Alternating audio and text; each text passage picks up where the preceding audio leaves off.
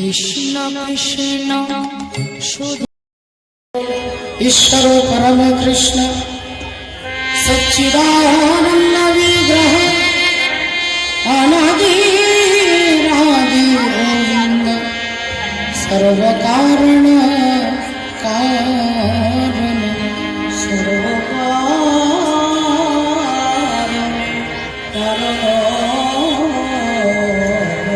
हरिबोल जानिकाय जय राधे उपस्थित समस्त वैष्णव मंडली ब्राह्मण मंडली मातृमंडली पितृमंडली सकलेर श्रीचरणे जानाई आमार कोटि कोटि सश्रद्ध भक्तिपूर्ण दंडबोध प्रणाम प्रणाम जानाई आजकेर এই हरिबासर कमिटिर प्रतिटी कमिटिर सदस्यबृंदेर श्रीचरणे जानाई प्रणाम प्रणाम जानाई এই গ্রামের সমস্ত দেবদেবী তথা অনন্ত কোটি বিশ্ব ব্রহ্মাণ্ডে অনন্ত কোটি কোটি ভক্তবৃন্দের শ্রীচরণে অনন্ত কোটি দণ্ডবোধ।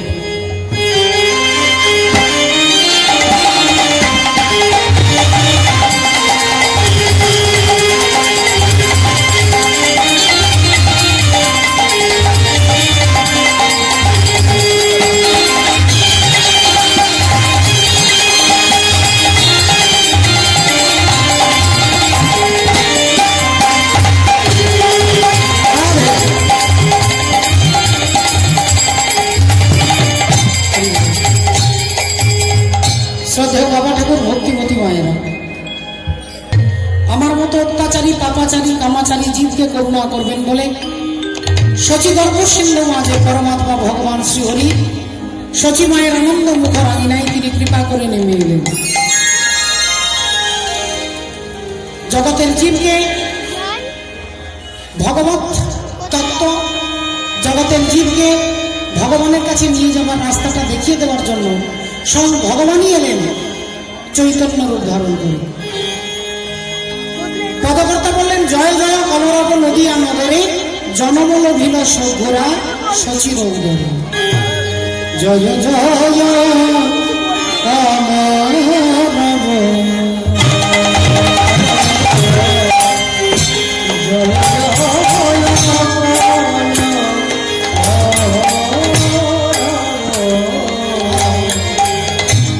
नदिया नगरे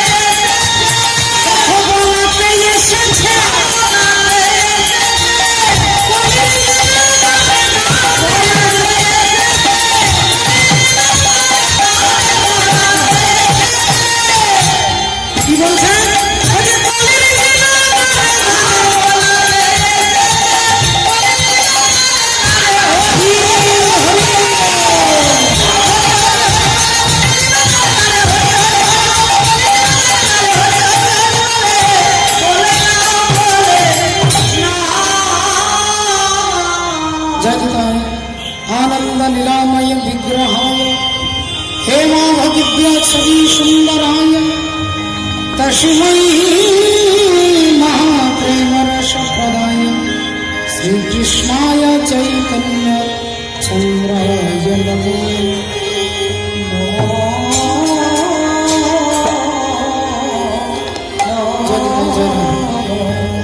বাবা ঠাকুর ভক্তিপতি মায়েরা স্বয়ং ভগবান শ্রীকৃষ্ণ চৈতন্য ভগবান আজকে সুরধ্বনি কিনে গঙ্গা মেখলা শোভিত নবদ্বীপ ধামে কৃপা করে তিনি নেমে আসছেন। দেখুন একটু লক্ষ্য করে, যে ভগবান জগতের জীবকেও আমাদের উদ্দেশ্যে ঘোষণা করছেন হরের নাম হরের নাম হরের নাম ইবা কেবলম কালো নাস্তে বা নাস্তে বা নাস্তে বা গতিরন্যথা। বললেন হরিনাম ছাড়া অন্য কোনো গতি নেই মা। আর হরিনামই হচ্ছে আমাদের মানুষের সর্বশ্রেষ্ঠ গুণ। সমস্ত পৃথিবীর সমস্ত প্রাণীরা সৃষ্টিকর্তা ব্রহ্মার কাছে গিয়ে আর্জি জানিয়েছেন যে আপনি আমাদের সবাইকে বানিয়েছেন, কিন্তু মানুষ একটা এক্সট্রা অর্ডিনারি, তারা সম্মান পাবে কেন? মানুষের এত সুনাম থাকবে, মানুষ গাড়িতে চড়বে, মানুষের যশ হবে, প্রতিষ্ঠা হবে, আমরা কেন পাবো না? পশু পাখি কীট পতঙ্গ বাঘ সিংহ সকলে গেছেন আর কি সৃষ্টিকর্তা ব্রহ্মার কাছে আর্জি জানাচ্ছেন যে মানুষের মধ্যে এমন কি আছে যেটা আমাদের মধ্যে নেই। ব্রহ্মাজি বললেন তোমরা যখন কথা বলো তখন তোমাদের আওয়াজ কি হয়? চি চে কে ভ্যা ইত্যাদি ইত্যাদি। তোমরা কি কথা বলতে পারো? কিন্তু মানুষ ভালো গান গাইতে পারে, মানুষ ভালো গান গাইতে পারে, তোমরা তো পারো না। তখন ওদের সকলের মধ্যে থেকে কোকিল এসে ব্রহ্মার কাছে বলছেন যে মানুষ যত ভালোই গান করো, কেউ যদি ভালো গান করে তাকে কি বলা হয়? কোকিল কণ্ঠা, কোকিলের মতো কণ্ঠস্বর। তাহলে আমাদের গুণ আছে, তার জন্য তো কোকিলের মতো বলে। ব্রহ্মাজি বললেন হ্যাঁ এটা তো ঠিক। তখন এবার তিনি শুধরে নিয়ে বলছে না, তোমরা ভালো গান করো, কিন্তু মানুষ যারা তারা দামি দামি পোশাক পরে, অনেক কালারের কাপড় পরে। তখন হরিণ সামনে এসে বলছে যে মানুষ যত দামি কাপড় পরুক না কেন, ওই রংটা একদিন না একদিন উঠে যায়। সাবান দিয়ে ঘষতে ঘষতে কাচতে কাচতে রংটা উঠে যায়, কিন্তু আমরা যে হরিণ, আমাদের যে কালার তৈরি করা হয়েছে এটা মৃত্যু পর্যন্ত একই রকম থাকবে। তাহলে মানুষ রং করা কাপড় পরে, কিন্তু আমাদের পার্মানেন্ট রং করা আছে। হরিণ এসে সামনে বলছে। তখন ব্রহ্মাজি দেখলেন হ্যাঁ এটাও তো ঠিক। তখন তিনি বললেন যে আসলে মানুষ অনেক শক্তিশালী হয়, অনেক শক্তিশালী হয়।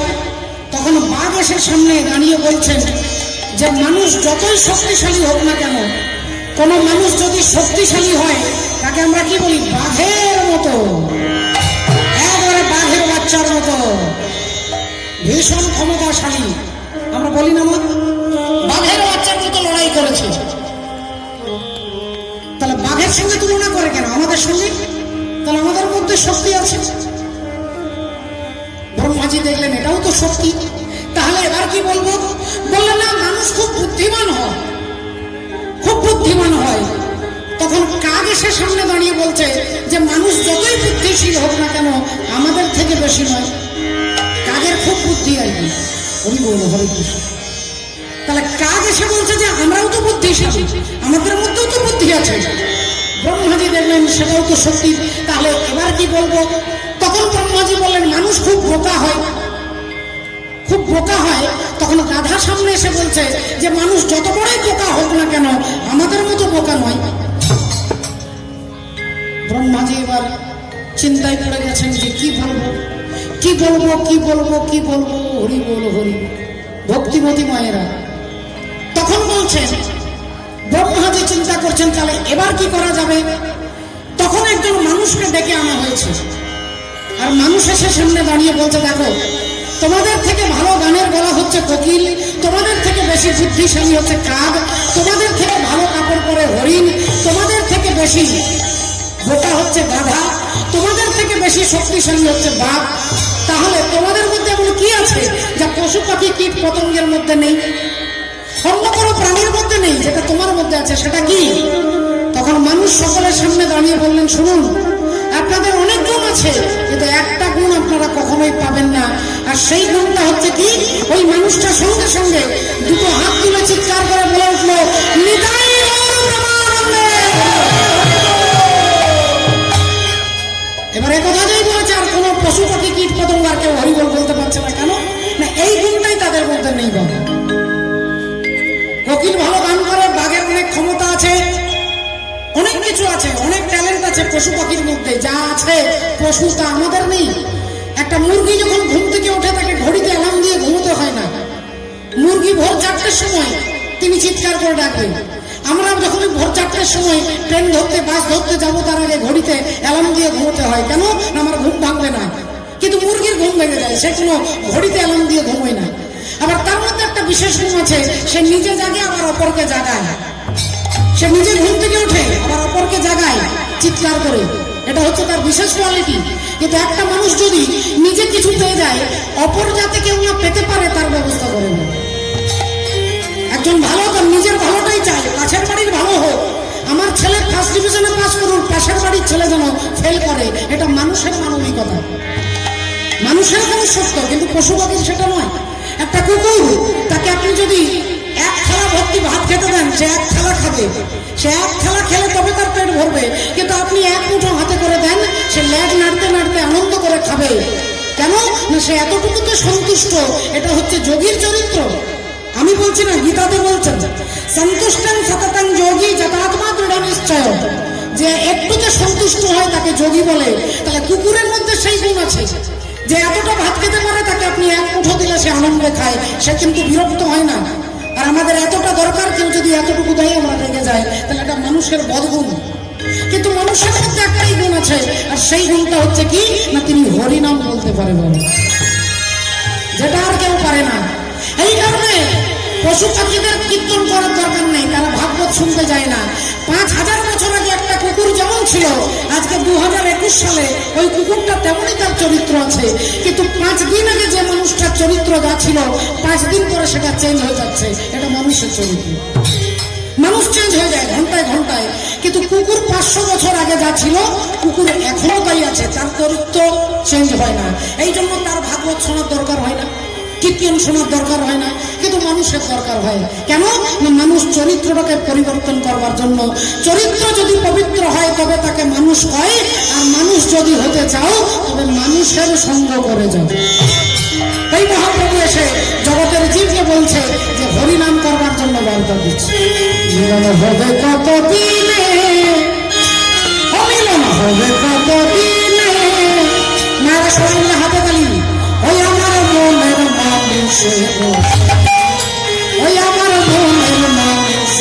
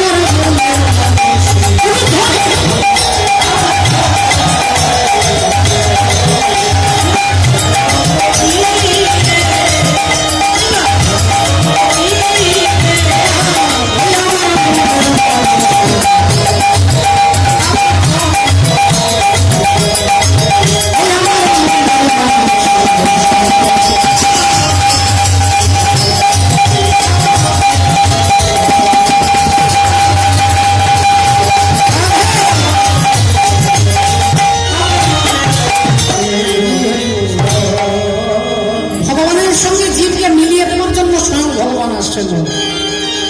আর সেই ভগবানকে চিনতে গেলে চেনা যায় শুধু ভক্তির বলে। আপনারা সকলে জানেন যে বালিপুত্র অঙ্গদ, তার অঙ্গ থেকে সৃষ্টি হয়েছিল বলে তার নাম ছিল অঙ্গদ।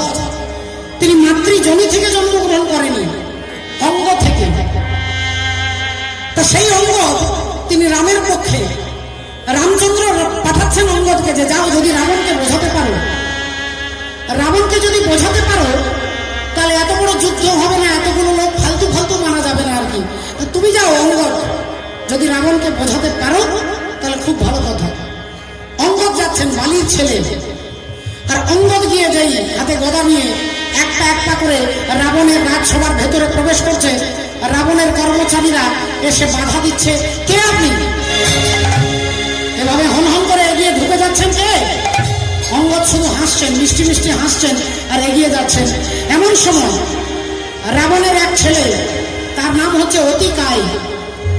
রাবণের ছেলে অতিকায়, শুধু ইন্দ্রজিৎ নয়, হরি বল, রাধে রাধে। তা সে অতিকায় আসছে অঙ্গদকে মারবার জন্য। যেই অঙ্গদ একটু একটু করে এগিয়ে আসছে, অতিকায় ছুটে যাচ্ছে। তিনি তো অহংকারী অসুর, আর অসুরদের বুদ্ধি একটু কম হয় বাবা। মানে যারা দুম করে রেগে যায় তাদের দেখবেন বুদ্ধি একটু কম হয় আর কি। কারণ ক্রোধে কি হয় না, ক্রোধে বুদ্ধি নাশ হয়। যারা সারাক্ষণ রেগে রেগে থাকে তাদের বুদ্ধি কম হয়, রাগলে বুদ্ধি শক্তিটা কমে যায়। তাই অতিকায় ছুটে আসছে অঙ্গদকে মারবে বলে। আর যেই মারবার জন্য ছুটে আসছে অমনি অঙ্গদ একটা লাঠি তুলেছে, আর একটা লাঠিতেই হরিবোল হয়ে গেছে। যেই অতিকায়কে একটা লাঠিতে মেরে দিয়েছে অঙ্গদ, তখনই যত রাবণের কর্মচারী রাস্তা ছেড়ে দিচ্ছে, এদিকে যান, এদিকে যান, এদিকে যান, এদিকে ভেতরে যান, ওই ভেতরে রাবণ আছে, রাস্তা দেখিয়ে দিচ্ছে। তখন আরেকজন বলছে, কি রে, এতক্ষণ তো আমরা বাধা দিচ্ছিলাম, তুই আবার রাস্তা দেখিয়ে দিচ্ছিস কেন? বলে অতিকায়ের মতো মরবার ইচ্ছে নেই, তাই এখান থেকে যাতে চলে যায় তার জন্য রাস্তাটা দেখিয়ে দিচ্ছি, চলে যান, ভেতরে যান, ভেতরে। বালি আসছেন, বিশাল চেহারা, সুঠাম পুরুষ, হাতে গদা নিয়ে রাবণের কাছে দাঁড়িয়েছে। আর রাবণ বললেন, কে তুমি? কে কে তুমি? অঙ্গদ বললেন, আমার বাবার সঙ্গে আপনার অনেক দিনের বন্ধুত্ব আর কি। আপনার বাবার সঙ্গে, আপনার সঙ্গে আমার বাবার অনেক দিনের বন্ধুত্ব, চেনা শোনা। তাই সেই অর্থে বলছি, আপনি যদি নিজেকে ভালো চান তাহলে ভগবানের চরণে নিজেকে সঁপে দিন, নিজেকে ভগবানের চরণে নিবেদন করুন। রাবণ বলল, তাই তোর বাবার নাম কি রে? তোর বাবার নাম কি? বাবা তোর এখন কোথায় আছে? বলে, বেশি দিন নেই, 5-7 দিন পরে, 5-7 দিন পরে আমার বাবার কাছে আপনাকে পাঠিয়ে দেবো আর কি। বালি মারা গেছে, বালি বধ হয়ে গেছে। তা রাবণ জিজ্ঞাসা করছে, তোর বাবার নাম কি? বলেন, আমার বাবার কাছে আপনাকে 5-7 দিনের মধ্যে পাঠিয়ে দেবো। বলেন, তোর বাবাকে কিন্তু আমি চিনতে পারছি না। বলেন, সে কি, আমার বাবাকে ভুলে যাচ্ছেন? আমার বাবা আপনাকে 6 মাস বগলে দাবা করে রেখেছিলেন, বগল দেবে 6 মাস রেখে দিয়েছিলেন বালি রাবণকে। আমি হলাম তার ছেলে। বলো, আচ্ছা আচ্ছা আচ্ছা আচ্ছা আচ্ছা, তুমি বালির ছেলে? বললেন, হ্যাঁ। তা আপনি যদি ভালো চান, এখনো পর্যন্ত বলছি, যুদ্ধটা বন্ধ করে মা সীতাকে ফেরত দিয়ে দেন, আর সীতা দেবীকে ফেরত দিয়ে আপনি রামের চরণে নিজেকে নিবেদন করুন। বলে, তুমি আমাকে জ্ঞান দিতে এসেছো, তুমি বড় বড় কথা বলছো, আমি ধার্মিক ব্যক্তি বলে সহ্য করে নিচ্ছি। রাবণ বলছে, আমি ধার্মিক ব্যক্তি, তাই তোমার বক্তব্যটা আমি সহ্য করে নিচ্ছি। ও মা, অঙ্গদ বললেন, আপনি কেমন ধার্মিক যে নিজের অপরের স্ত্রীকে হরণ করে নিয়ে এসেছেন, সে আবার বড় বড় কথা বলে। বললেন, তুমি বাচ্চা ছেলে, তুমি জানো না আমি আমার মাথাটা কেটে কেটে শিবের চরণে নিবেদন করেছি, সারা অঙ্গ কেটে শিবকে দিয়ে শিবকে পুজো করেছি। বললেন, সারা শরীরটা কাটলেই যদি বড় হতো, যারা জাদু দেখায় তারা শরীরের সব অঙ্গ একটু একটু করে কাটে। যারা জাদু দেখায় দেখবেন, তারা নিজেদের অঙ্গগুলো ধীরে ধীরে একটু একটু করে কাটে, পাবলিক সকলে অবাক হয়ে যায়। তা শরীরটা কাটলেই যদি বিরাট হতো, তাহলে যারা জাদু দেখায় তারাই মিলিটারিতে আগে চান্স পেত, মিলিটারি সার্ভিস পেত। বললেন, তুমি জানো না আমি আমার মাথাটা কেটে শিবের চরণে আগুনের মধ্যে আহুতি দিয়েছি। বললেন, যারা পতঙ্গ, আপনি তো মাথাটা দিয়েছেন, যারা পতঙ্গ, যারা পিঁপড়ে পাখা গজায়, তারা গোটা দেহটাকেই আগুনের মধ্যে দিয়ে দেয়, কিন্তু তার জন্য কেউ তাকে বছরে তার গলায় মালা পরিয়ে প্রণাম করে না, তারা শহীদ হয় না। রেগে গিয়ে বলে উঠলো, তোর এত বড় সাহস, একে আছিস, একে তুলে বাইরে ফেলে দে, একে তুলে বাইরে ফেলে দে। অঙ্গদ বললেন, যদি ক্ষমতা থাকে আমার একটা পা আপনি নাড়িয়ে দেখুন। এই আমি একটা দুটো পা দিয়ে দাঁড়ালাম, আপনার কোন কর্মচারীর যদি ক্ষমতা আছে আমার পাটা নড়িয়ে দেখিয়ে দিতে, তাহলে আমি আপনার কাছে হেরে যাব। এই অঙ্গদ দাঁড়ালেন দুটো পা ফাঁকা করে, দুটো পায়ের উপর দাঁড়িয়ে কোমরে হাত দিয়ে বললেন, দেখাও আমার একটা পা নাড়িয়ে দেখাও। রাবণ আদেশ করলেন, একটা পা 10 জন ধরো, আরেকটা পা 10 জন ধরে পা দুটোকে, ঠ্যাং দুটোকে চিরে, আর পা দুটো চিরে একে মেরে ফেলো। অঙ্গদ দাঁড়িয়ে আছে, এদিকে ডান পাটা 10 জন ধরেছে, বাঁ পাটা 10 জন ধরেছে, আর ধরে যেই চেষ্টা করছে 10 জন মিলে বাবা তার পাটা নড়াতে পারছে না। রাবণ বলল, আরো 10 জন এসো, এই পা 20 জন, এই পা 20 জন, এবার 20 জন মিলে দুটো পা ধরে টানছে 40 জন হতে, কিন্তু তথাপিও পারছে না। এইবার রাবণ রেগে গিয়ে বলছে 100 জন মিলে, 100 জন মিলে এদিকের একটা পা 100 জন, আর একজন 100 জন, এই দুটো পা 200 জন মিলে টানছে, কিন্তু অঙ্গদের পাটাকে নড়াতে পারছে না। রাবণ বললেন, তোর পায়ে এত ক্ষমতা, কি ব্যাপার তোর পাটাকে কেউ নড়াতে পারছে না? তাহলে এবার আমি দেখছি যে গোটা কৈলাস পর্বতটাকে উঠিয়ে দিতে পারে। আপনারা রাবণ সম্পর্কে বিস্তারিত জানেন যে রাবণের ক্ষমতা ছিল বাঁ হাত দিয়ে গোটা কৈলাস পর্বতটাকে তুলে দিত। তা কৈলাস পর্বতটাকে যে তুলে দিতে পারে, সেই রাবণ এসে অঙ্গদের পাটা ধরে নড়াতে পারছে না। তখন বলছে, এত তোর পায়ে ক্ষমতা কোথা থেকে? অঙ্গদ বললেন, এই ক্ষমতা আমার নয়, কারণ আমার পা থেকে মাথা পর্যন্ত আমি ভগবত চরণে নিবেদন করেছি। তাই যে পাটা আপনি ধরেছেন এটা আমার পা নয়, এটা হচ্ছে ভগবান রামের পা। এটা আমার পা হলে আপনি নাড়িয়ে দিতে পারতেন, কিন্তু আমার পা থেকে আমি মাথা পর্যন্ত ভগবান রামকে দিয়েছি। তাই যে পাটা আপনি নড়ানোর চেষ্টা করছেন এটা আমার পা নয়, এটা হচ্ছে ভগবান রামের পা। ভক্তমন্ডলী, ভক্তিমতী মায়েরা, তনকে তম্বুরে में दो, तनके तंबूरे में दो, सांसों की तार बोले जय सिया राम।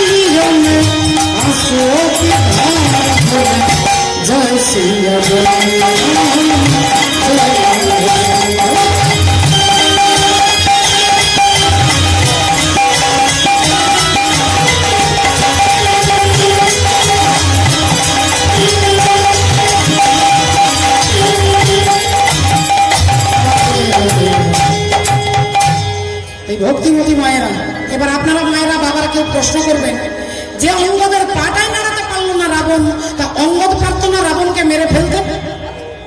বললেন, অঙ্গদ যদি একটা চড় মারতো রাবণ মরে যেত। তাহলে অঙ্গদ রাবণকে মারলেন না কেন? না তার কথা দেওয়া আছে যে রাবণকে মারবে কে? না রাবণ মরবে রামের হাতে। এটা কথা দেওয়া আছে বলে হনুমানেরও ক্ষমতা ছিল রাবণকে বধ করার, বালিরও ক্ষমতা ছিল রাবণকে বধ করবার, কার্তবীর্য অর্জুনেরও ক্ষমতা ছিল রাবণকে মারবার। কিন্তু রাবণের সঙ্গে আগে থেকে কথা দেওয়া আছে যে আমি যদি মরি তো তোমার হাতে মরব। মাননীয় ভক্তমন্ডলী, ভক্তিমতী মায়েরা, এই চক্রবত পরিবর্তন সুখানি চ দুঃখানি চ। আপনারা এত কষ্ট করে সকাল থেকে এখন পর্যন্ত, সকাল পর্যন্ত বসে থাকবেন কীর্তন শোনার জন্য মা, আর এত কষ্ট এত পরিশ্রমটা যেন সার্থক হয়, শুধু এইটুকু মনে রাখবেন মা গো। শুধুমাত্র এইটা মনে রাখবেন যে আপনার পরিশ্রমটা যেন মেলায় ঘোরার আসার, ঘুরতে আসার মতো না হয়। এখান থেকে আপনি 10 মিনিটের মতো যদি একটা জিনিস নিয়ে যেতে পারেন, একটা কোনো শিক্ষা, একটা কোনো ভাগবতের কথা, চৈতন্য চরিতামৃতের কথা, শাস্ত্রের কথা আপনি বাড়ি গিয়ে যদি পালন করতে পারেন, আপনার কীর্তন শোনাটা সার্থক হয়ে যাবে। আর এখান থেকে গিয়ে যদি সব ভুলে যাই, পঞ্চবটী বনে এলেন কে না? শূর্পনখা। শূর্পনখা পঞ্চবটী বনে এলেন।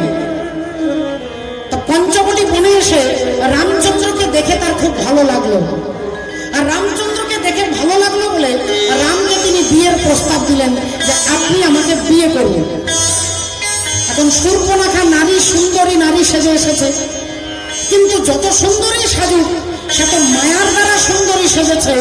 ভগবানের কাছে দাঁড়ালে তো ভগবান বুঝবেই যে ইনি সুন্দরী নয়, নকল সুন্দরী সেজে এসেছে। তা রামচন্দ্রকে হেসে হেসে বললেন যে দেখো হে সুন্দরী, আমি তো তোমাকে বিয়ে করতে পারবো না, কারণ আমার আগে থেকে স্ত্রী আছে। সীতা দেবীর দিকে হাতটা বাড়িয়ে দেখাচ্ছে উনি আমার স্ত্রী। তুমি এক কাজ করো, তুমি আমার ভাইকে বিয়ে করো। আপনারা বাবারা বলবেন তাহলে কি লক্ষণের বিয়ে হয়নি? 3 ভাইয়ের তো একসঙ্গে বিয়ে হয়েছে। রাম, হরি বল, 4 ভাইয়ের একসঙ্গে বিয়ে হয়েছে, রাম লক্ষণ ভরত শত্রুঘ্ন। 4 জনের যদি একসঙ্গে বিয়ে হলো, শূর্পনখা রামকে বিয়ে করতে এলো, রামচন্দ্র বলছে আমার ভাইকে বিয়ে করো। কেন না? রামচন্দ্র আগেই জিজ্ঞাসা করছে যে তুমি কে? শূর্পনখা বললেন আমি একজন কুমারী নারী। কুমারী, তোমার বিয়ে হয়নি? বললেন না। অথচ শূর্পনখার বিয়ে হয়ে গেছে, তার স্বামীর নাম বিদ্যুৎ। আর স্বামীকেই ভুল করে রাবণ মেরে ফেলেছিলেন।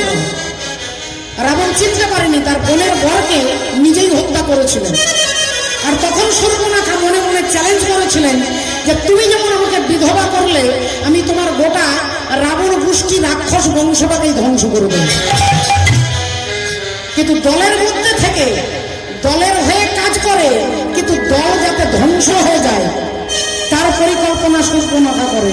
শূর্পনখার জন্যই কিন্তু রাম আর রাবণের লড়াই হয়েছিল। দ্রৌপদীর জন্য কুরুক্ষেত্র যুদ্ধ হয়েছিল। দ্রৌপদীর জন্য কুরুক্ষেত্রের যুদ্ধ, অন্য কারোর জন্য নয়। আর শূর্পনখার জন্য রাম আর রাবণের যুদ্ধ, অন্য কারোর জন্য নয়। তাহলে সব জায়গায় বিচার করে দেখুন, নারীর জন্যই যত কেলেঙ্কারি। নারী যদি সচ্চিন্তা, নারী যদি ভক্তিপরায়ণা হয়, তাহলে একজন নারী গোটা সংসারটাকে দাঁড় করাতে পারে। আর নারী যদি বিচারিতা হন, তাহলে এই সংসারটাই ভেঙে তছনছ হয়ে যেতে পারবে।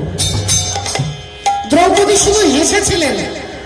এমন একটা বাড়ি তৈরি করেছে ইন্দ্রপ্রস্থ, পঞ্চপাণ্ডব।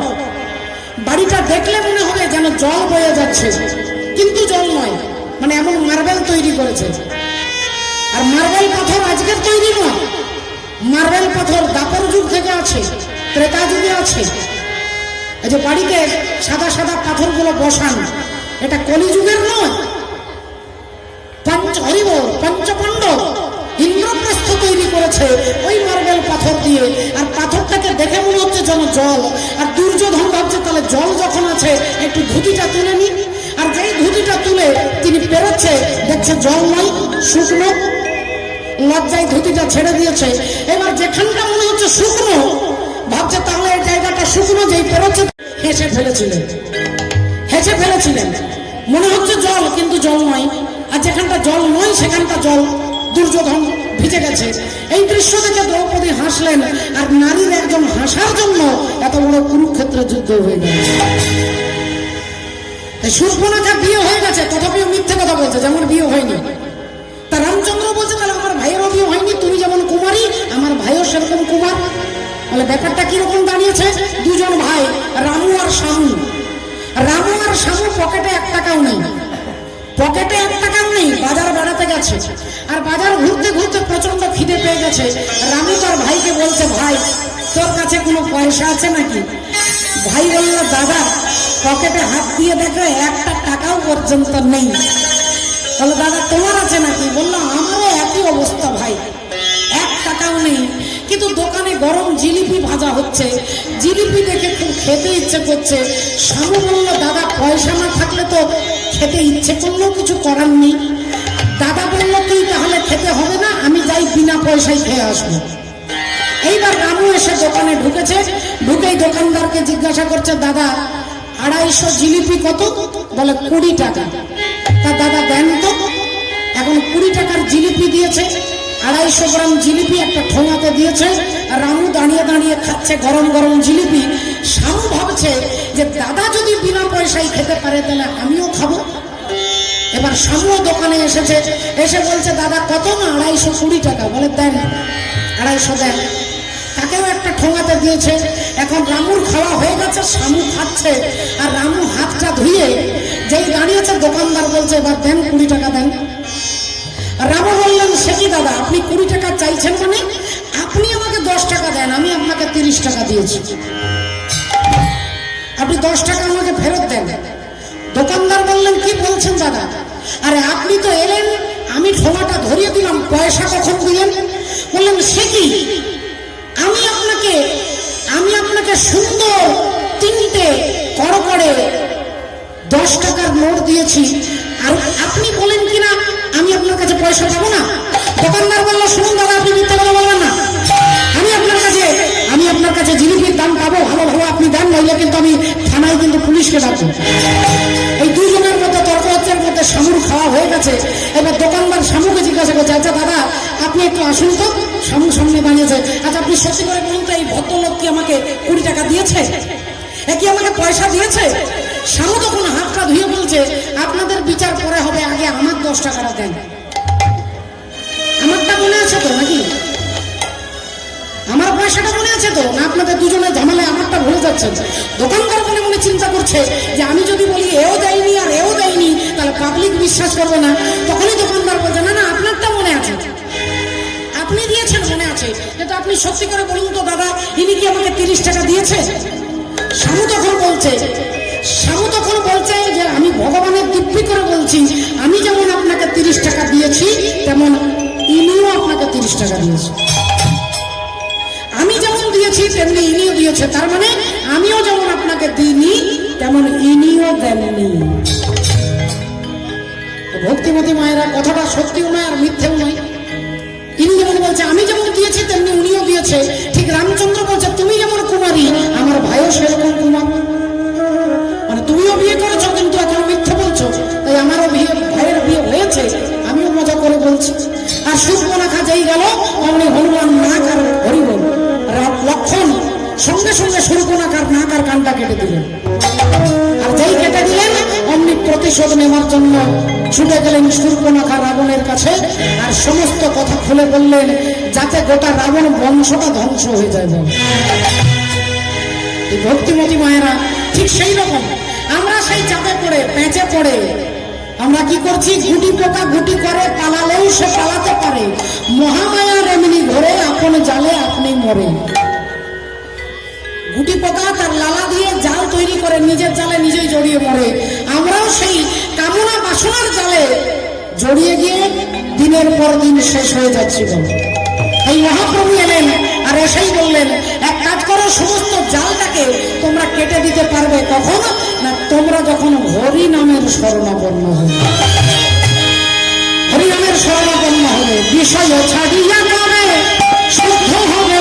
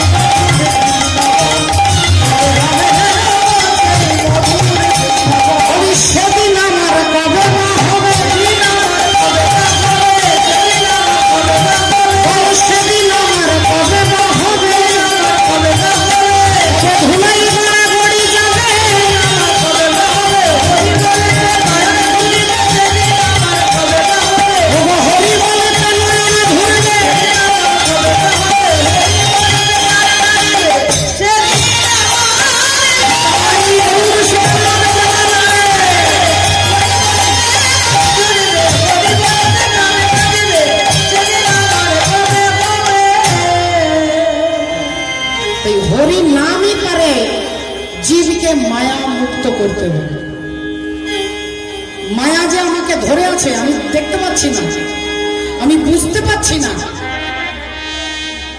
এই মায়ার জালটাকে কাটতে পারে একমাত্র কোন কাঁচি দ্বারা? একমাত্র হরি নামরূপী কাঁচি দ্বারা। এই মায়া জালটাকে আমরা কাটতে পারবো না। এই ভক্তিমতী মায়েরা, শুধু তোমার বাণী নয় হে বন্ধু হে প্রিয়, মাঝে মাঝে প্রাণে তোমার পরশখানি দিও। সারা পথের ক্লান্তি আমার, সারা দিনের তৃষা কেমন করে মেটাবো যে খুঁজে না পাই দিশা। এ আধার যে তোমায় সেই কথা বলিও, শুধু মাঝে মাঝে প্রাণে তোমার পরশখানি দিও। শুধু তোমার বাণী নয়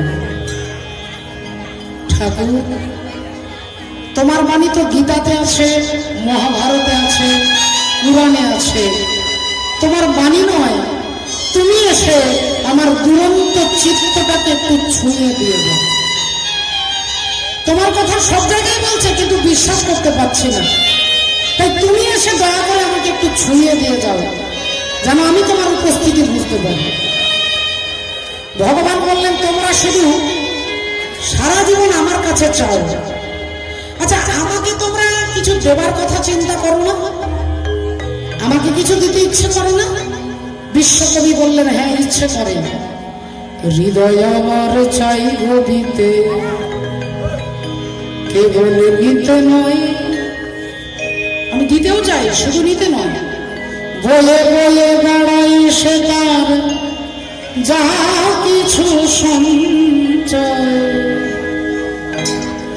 হাত খানি ওই বাড়িয়ে আনো, ধরো গো আমার হাতে, ধরবো তারে ভরবো তারে, রাখবো তারে সাথে। এই আধার যে পড়ে না তোমায় সেই কথা বলিও, শুধু মাঝে মাঝে প্রাণে তোমার পরশখানি দিও। শুধু তোমার বাণী। তাই আমরাও চাই যাতে ভগবান আমাদেরও ছুঁয়ে দিয়ে যায়, ভগবান আমাদের ছুঁয়ে দিয়ে যায় রাধে রাধে। তবে কি আমরা চিনতে পারবো? মায়া মাঝখানে দাঁড়িয়ে আছে, তাই ভগবানকে দেখতে পাচ্ছি না। এই মায়ার পর্দাটা সরে গেলে আমরা ভগবানকে দেখতে পাবো। দাঁড়িয়ে আছো তুমি গানের পারে, দাঁড়িয়ে আছো তুমি গানের পারে। আমার সুরগুলি পাই আমি পাইলে তোমারে, দাঁড়িয়ে আছো তুমি আমার গানের পারে। তাহলে আসুন দেখুন, আজকে সেই পরব্রহ্ম পরমাত্মা হরি তিনি দাঁড়িয়ে আছেন, আমরা তার কাছে যাব। আর যেতে গেলে মা একবার হাত তুলে বলবো নিতাই গৌর প্রেমানন্দে।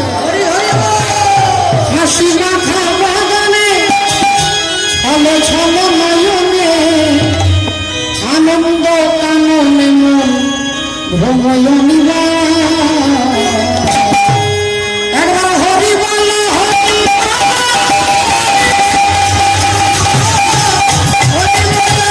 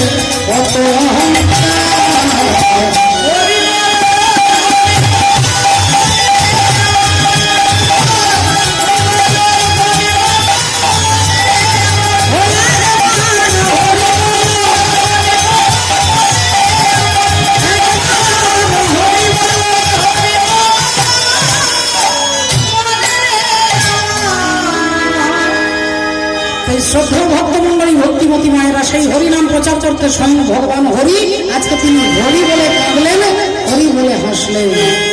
পদকর্তা কি বলছেন? রূপ রঘুনাথ পদ হইবে আকুতি, কবে হবে বুঝো বসে যুগল তিরি। রূপ রঘুনাথ পদ বহু মোর আস, প্রার্থনা করো এ কদা নরোত্তম দাস। আমার হরি মালা হো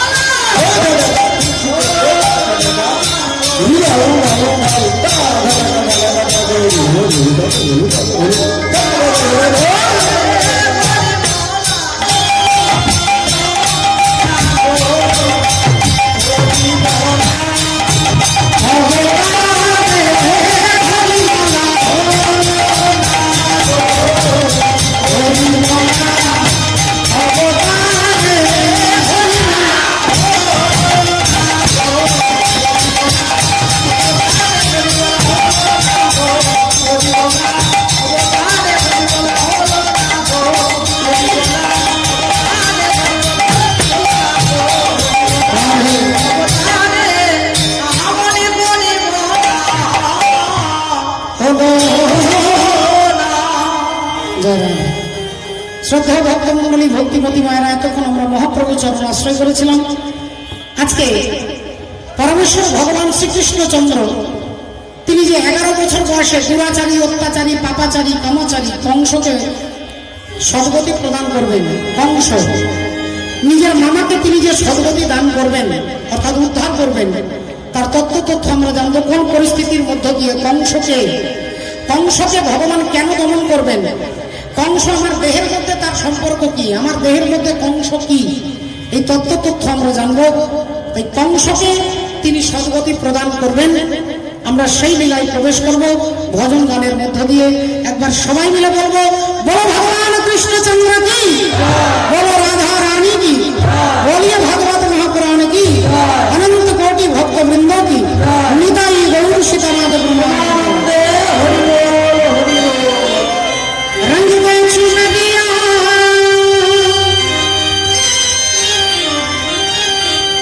रंग दे चुनरिया, रंग दे चुनरिया, रंग दे रंग दे रंग दे रंग दे रंग दे रंग दे रंग दे रंग दे चुनरिया।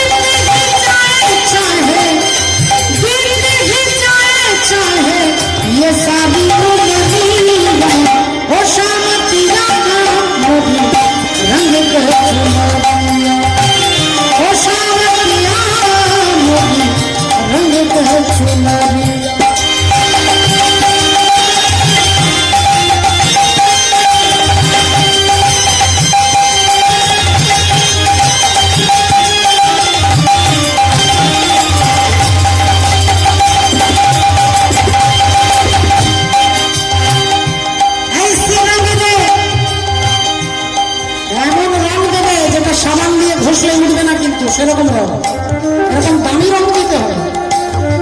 ऐसी रंग दे के रंग नहीं नहीं नहीं नहीं छूटे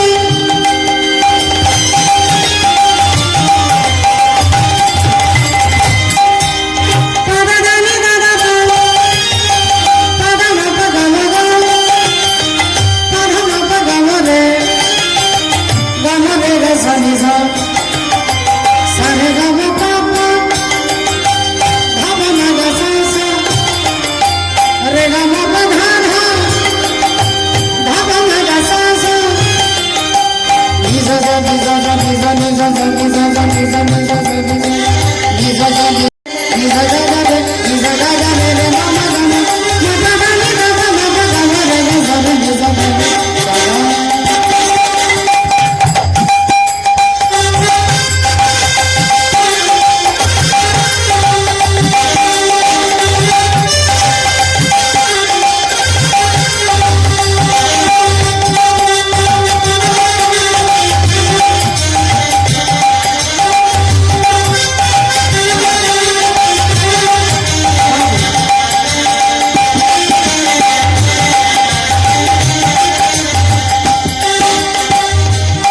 जल से पतला कौन है कौन भूमि से भारी हर कौन अगन से तेज है कौन का जल से जारी জলের থেকে পাতলা কি এই মাটির থেকে ভারী কি আগুনের থেকে তাপ কি আর কাজলের থেকে কালো কি উত্তর দিচ্ছেন কি বলছেন দেখুন। जल से पतला पतला पतला पतला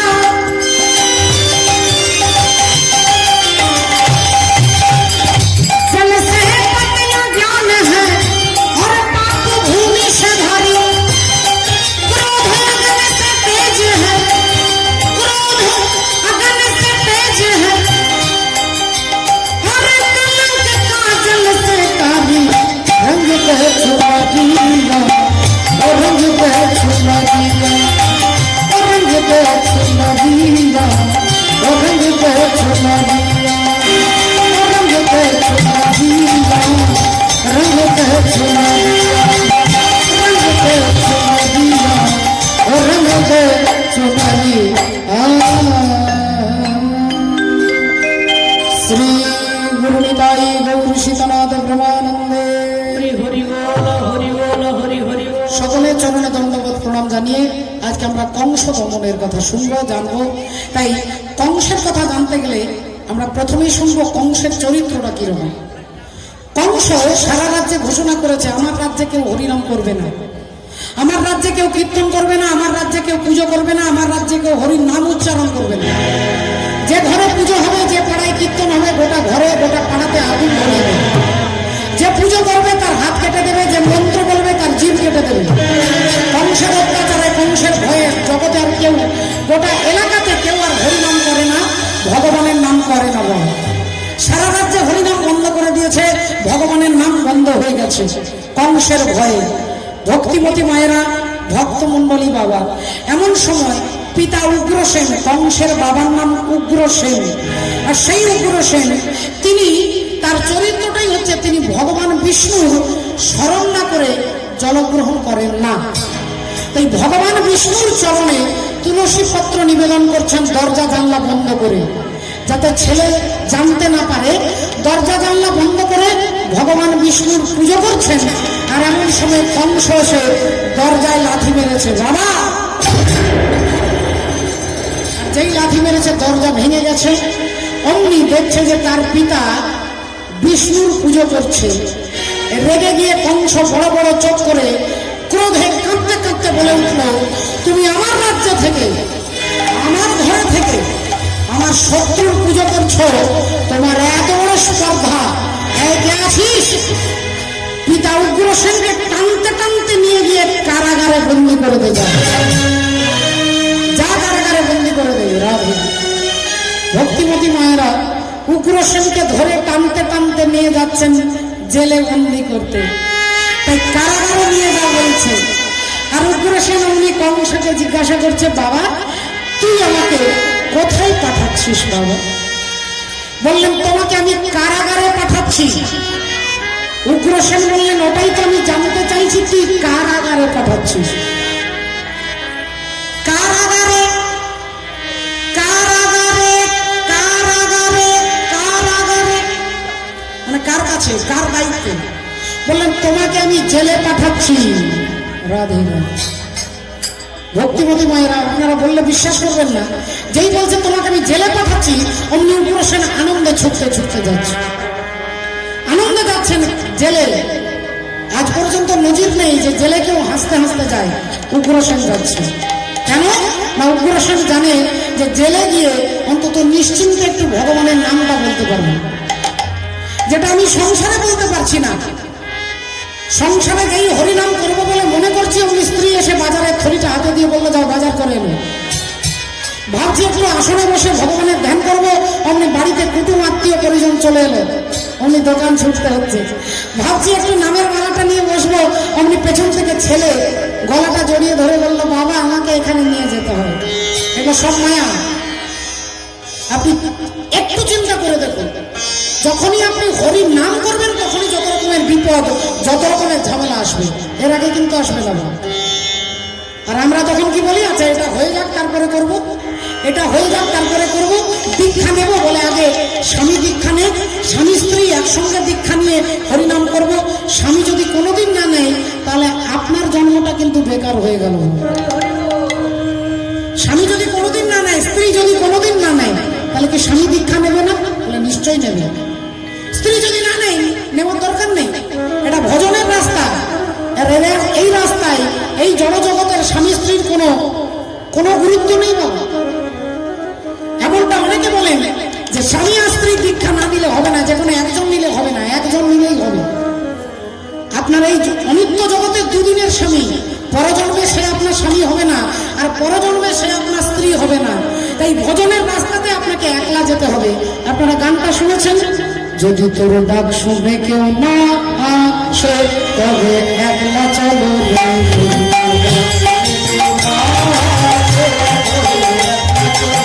যদি তোর ডাক শুনে কেউ না আসে তবে একলা চলো রে।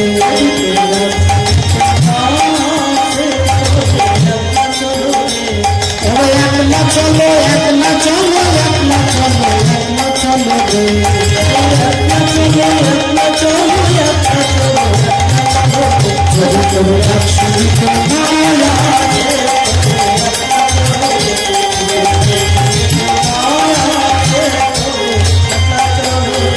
যদি কেউ কথা না কয় রে রে ও ভাবা, কেউ কথা না কয়, যদি সবাই থাকে মুক্তি হয়ে সবাই করে ভয়, তুমি জ্বালিয়ে দিয়ে তোর বুকের আগুন জ্বালিয়ে দিয়ে একলা চলো। যদি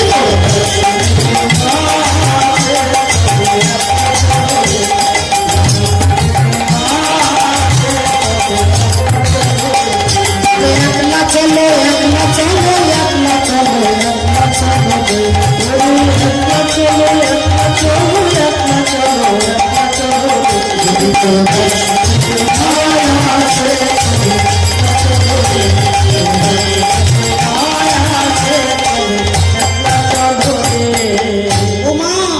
উগ্রসেন আনন্দে চলে গেলেন কারাগারে গোবিন্দের ভজন করবেন বলে।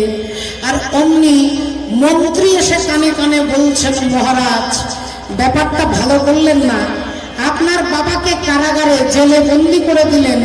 এবার পাবলিক যদি, জনগণ যদি আপনার বিরুদ্ধে রুখে দাঁড়ায়, তাহলে আপনি আসনটাকে ধরে রাখবেন কি করে? বললেন তাহলে কি করা যায় মন্ত্রী, একটা যুক্তি দাও, একটা পরামর্শ দাও। বললেন একটা যুক্তি আপনাকে দিচ্ছি, শুনুন। এক কাজ করুন, আপনার যে বোন দেবকী আছে, ওই দেবকীর সঙ্গে একজন ভক্তের বিয়ে দেন। একজন ভক্তের সঙ্গে বিয়ে দিলে তাহলে সাধারণ জনগণ মনে করবে আপনি ভদ্রলোক। ওই ভক্তের সঙ্গে বিয়ে দিলে সমস্ত ভক্তরা আপনাকে ভালো বলবে। বললেন ঠিক বলেছ। তাহলে সেই দেবকী যাকে কংস খুব স্নেহ করে, কাকার মেয়ে তো, ছোট্ট বোন, 12 বছরের ছোট, এই বোনকে খুব ভালোবাসে, স্নেহ করে, সেই দেবকীর সঙ্গে বসুদেবের বিয়ে দেবেন। শুধুমাত্র লক্ষ্য করে দেখুন, শুধুমাত্র রাজনীতি, রাজার নীতি, রাজা যেমন হবে নীতি তেমন হবে। রাজা ভদ্র হলে ভদ্র নীতি হবে, রাজা দুরাচারী হলে দুর্নীতি হবে। আমরা সকলে জানি, উপলব্ধি করি। আসুন আজকে সেই কংস তার বোন দেবকীর সঙ্গে বসুদেবের বিয়ে দিলেন, বিবাহ দিলেন। রাধে রাধে। বসুদেবের সঙ্গে দেবকীর বিয়ে হয়ে গেল। বিবাহের দিনে সোনা দানা হিরে মণি মাণিক্য দিয়ে বোনের সঙ্গে বিবাহ হল। রাধে রাধে, হরি বল। আজ কি আনন্দ মধুপুরে,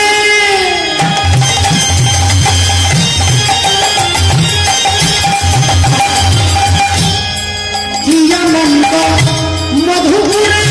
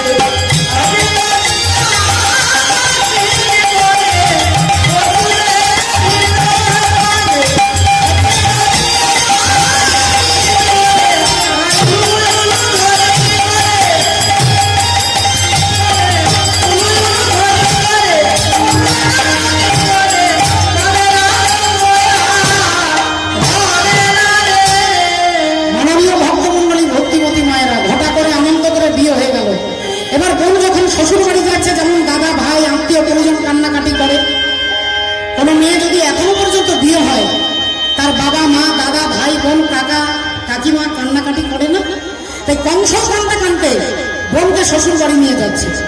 বোন বিদায়ী হয়ে যাচ্ছে। বোনকে একটা রথে বসিয়েছে, সোনার রথ। সোনার রথে বসিয়ে ভগ্নিপতি আর ভগ্নিকে বসিয়ে আজকে রথ চালিয়ে নিয়ে যাচ্ছে কংস। আর রথ যাচ্ছে কেমন করে? ঘড় ঘড় করিল ভাইয়া চলিল,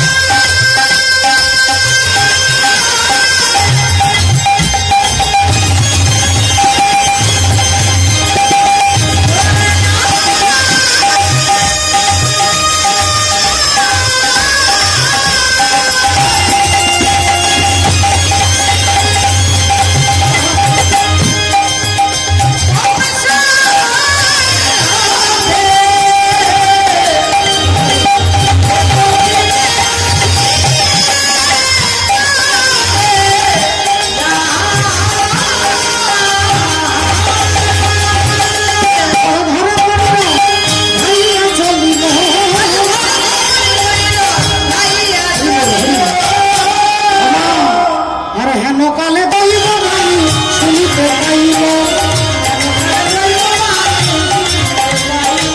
যেন কালে দৈব বাণী শুনিতে পাইল। ভক্তিমতী মায়েরা, দৈববাণী মানে কি না দেবতার বাণী। দেবতার বাণী হচ্ছে দৈববাণী, ভবিষ্যৎ বাণী আর কি। কে যেন চিৎকার করে বলে উঠলো কংস, চমকে উঠলেন কংস। কে?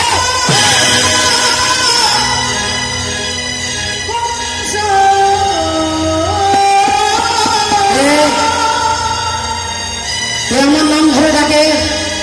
কার এত বড় বুকের কাটা, কার এত বড় শক্তি? এই মথুরার মাটিতে দাঁড়িয়ে তুমি আমার নাম উচ্চারণ করো। কে তুমি? মহারাজ আমি। তোমাকে আমি দেখতে পাচ্ছি না কেন? তুমি কি কাপুরুষ? দেখা দিতে ভয় পাচ্ছ? আমাকে না মহারাজ, আমি কাপুরুষ নই। তবে আমার তো শরীর নেই, অশরীরী আর কি, আমার শরীর নেই। আপনি দেখবেন কি করে? তবে আমি কাপুরুষ নই। আর আমার কথা প্রধানমন্ত্রীও জানে, রাষ্ট্রপতিও জানেন, আর মুখ্যমন্ত্রীও জানেন। বড় বড় ডাক্তার, মাস্টার, কীর্তনিয়া, ব্যারিস্টার, নেতা, মন্ত্রী সকলে আমাকে জানে। কি নাম তোর? কিরকম অহংকার দেখুন, অহংকারে মত্ত হয়ে কিভাবে কথা বলছে। কি নাম তোর? আগে মহারাজ আমার নাম নিয়তি। নিয়তি মানে কি? তোর কাজ কি? কি তোর কাজ? আগে মহারাজ আমি সবার ভাগ্যের বিচার করি। কার কার করিস? নিশ্চয়ই ভিখারি, নিশ্চয়ই কোনো দরিদ্র হতভাগা লোকের বিচার করিস।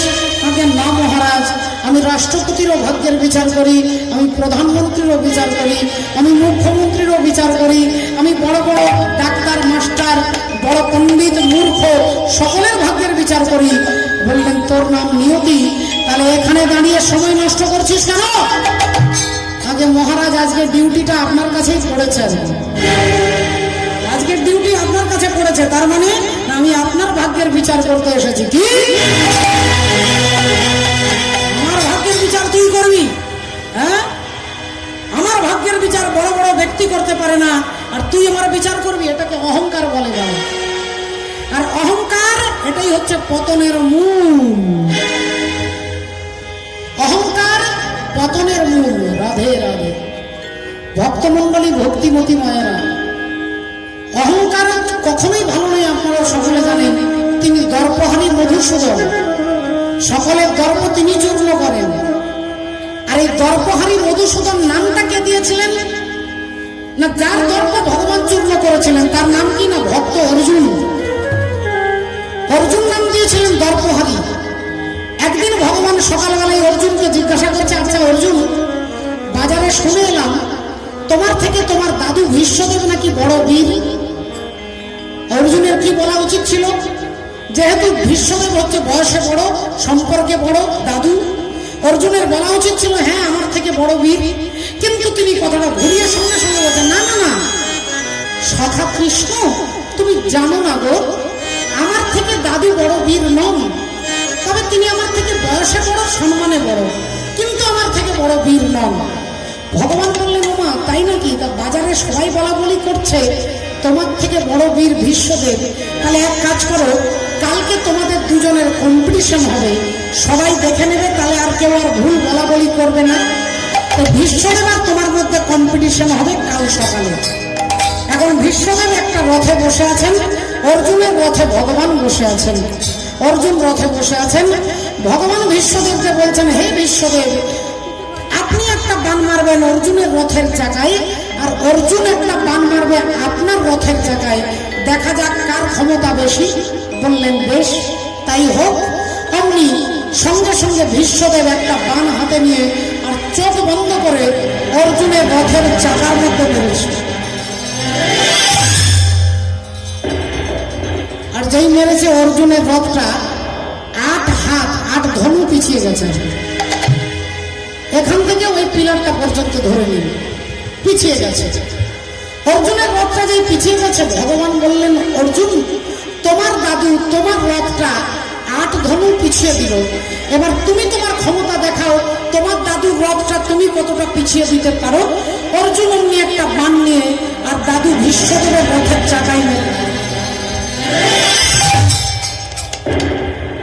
এই বাণ মেরেছে, দাদু ভীষ্মদেবের রথটা অর্জুন ভক্তিমতী মায়েরা 2 কিলোমিটার দূরে পাঠিয়ে দিয়েছে। 2 কিলোমিটার দূর, আর ভীষ্মদেব 8 হাত পিছিয়ে দিয়েছিল। তাহলে আপনারা আমরা সবাই বলবো যে অর্জুন যখন ভীষ্মদেবের রথটা 2 কিলোমিটার দূরে পিছিয়ে দিল, তাহলে অর্জুন বড় বীর। এটা অর্জুন মনে মনে করছে আর নিজেকে সাবাস সাবাস করছে, হাসছে। ভগবান বললেন, ও মা, তাহলে তো বাজারে সবাই ভুল বলছে, তুমি তো বড় বীর। এই বলতে বলতে ভগবান রথ থেকে নেমে গিয়ে একটু দূরে দাঁড়িয়ে আর অর্জুনের উদ্দেশ্যে হাতে তালি দিচ্ছে, সাবাস সাবাস করছে। অর্জুনের রথ থেকে নেমে একটু দূরে দাঁড়িয়ে হাতে তালি দিচ্ছে, আর অমনি ওই 2 কিলোমিটার দূর থেকে ভীষ্মদেব একটা বাণ বার করে অর্জুনের রথের চাকার মধ্যে মেরেছে। আর যেই মেরেছে উনি অর্জুনের রথটা 12 কিলোমিটার দূরে গিয়ে পড়েছিল। 12 কিলোমিটার দূরে। তখন অর্জুন চিন্তা করছে যে কিছুক্ষণ আগে, 5 মিনিট আগে আমার রথটা দাদু 8 হাত পিছিয়ে দিল, আর যেই ভগবান কৃষ্ণ আমার রথ থেকে নেমে গেল অমনি আমার 12টা বাজিয়ে দিল, 12 কিলোমিটার পাঠিয়ে দিল। তাহলে এতক্ষণ ভাবছিলাম আমার ট্যালেন্ট, এটা আমরাও ভাবি বাবা। যখন ছেলে মেয়ে ভালো রেজাল্ট করে তখন বাবা মা ভাবে আমাদের পরিশ্রম, আমার ছেলের ট্যালেন্ট। একবারও ভাবি না যে উপর্যুপরি বুদ্ধির চরন্তি সর্ববুদ্ধয়, সকলের বুদ্ধির উপরে তিনি বিরাজ করেন, সকলের বুদ্ধির মধ্যে তিনি বিরাজ করেন। রাধে রাধে। ভক্তমঙ্গলী ভক্তিমতী মায়েরা, শক্তিটা আমাদের নয়। অর্জুন ভাবলেন তাহলে এতক্ষণ তিনি আমার রথে ছিল বলে দাদু 8 হাত পিছিয়ে দিল, আর তিনি রথ থেকে নেমে গেল, আমি 12 কিলোমিটার দূরে চলে গেলাম। এই অর্জুন বুঝতে পারলেন যে আমার অহংকারকে চূর্ণ করতে ভগবানের আজ এই লীলা। তাই অর্জুনের হাতে ধরে কাঁদতে কাঁদতে বললেন, কৃষ্ণ, এতদিন তোমার ভক্তরা তোমাকে অনেক নাম দিয়ে রেখেছে, তোমার ভক্তরা তোমাকে অনেক নাম দিয়েছে।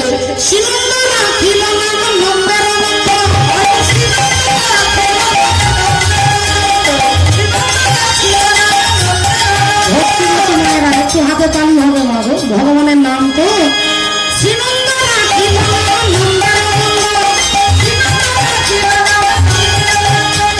যশোদা রাখিল নাম জাদু গাছা ভাই,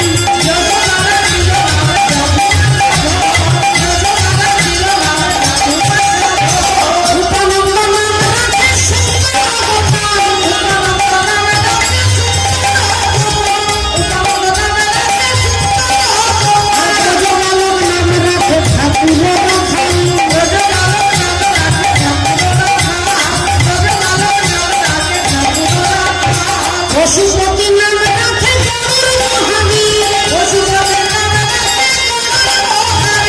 পশুপতি নাম রাখে গর্ভহারি নাম রাখে অর্জুন সুধীর।